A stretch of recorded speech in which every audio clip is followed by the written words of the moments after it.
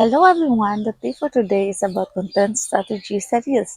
Para sa isang epektibong content strategy sa Facebook Reels, isaalang-alang ang mga sumusunod na tips. Gumamit ng original na audio, iwasan ang mga trending na tunog at lumikha ng sariling audio upang makuha ang atensyon ng mga manonood.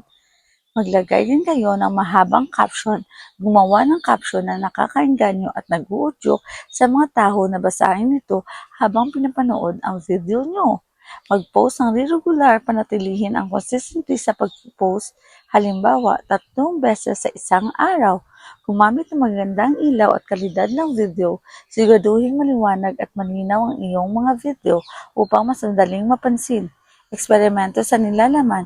Subukan ng iba't ibang estilo at tema upang makita kung ano ang mga tumutugma sa iyong audience. Thank you for watching. Please like, share, and subscribe. God bless you all. Keep